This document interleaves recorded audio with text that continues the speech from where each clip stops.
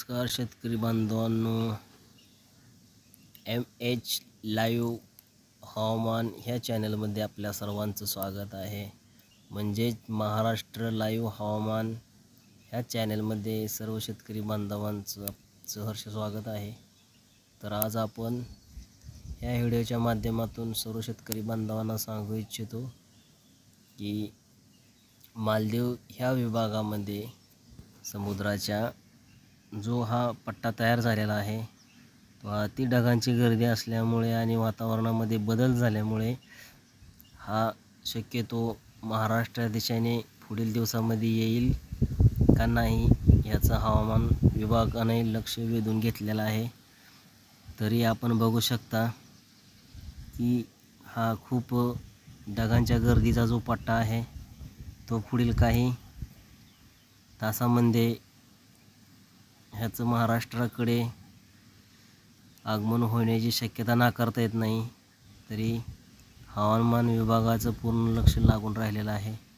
तरी आपल्या शेतकरी बांधवांनी आपल्या पिकांची काळजी करावी।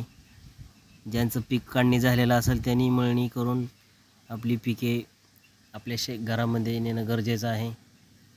तरी दुसरी गोष्ट म्हणजे आपल्या ज्याही काही काढण्या राहिलेल्या असेल गहू, ज्वारी, मका,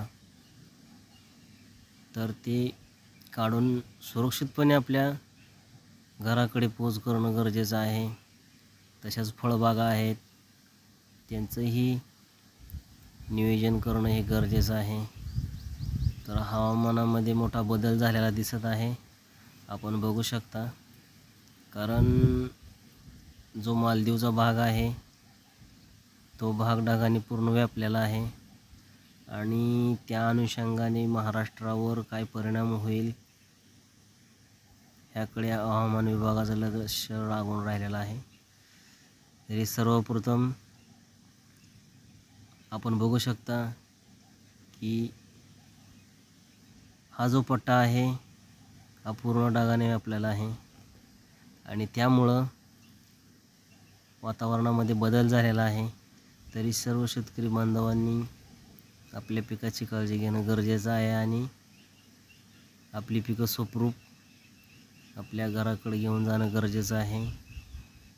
फक्त विषय जो आहे तो फळबागांचा आहे।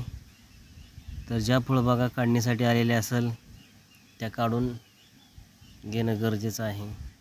तर अशा नवनवीन व्हिडिओच्या माहितीसाठी आपल्या चॅनलला सबस्क्राईब करा, लाईक करा, शेअर करा आणि जास्तीत जास्त कमेंटमध्ये आपल्या कमेंट करत जावा जिथून आपण आहात तिथून, जेणेकरून आम्हाला अशाच नवीन नवीन व्हिडिओची माहिती आपल्यापर्यंत पोहोचवण्यास प्रोत्साहन मिळणार आहे। धन्यवाद मित्रांनो।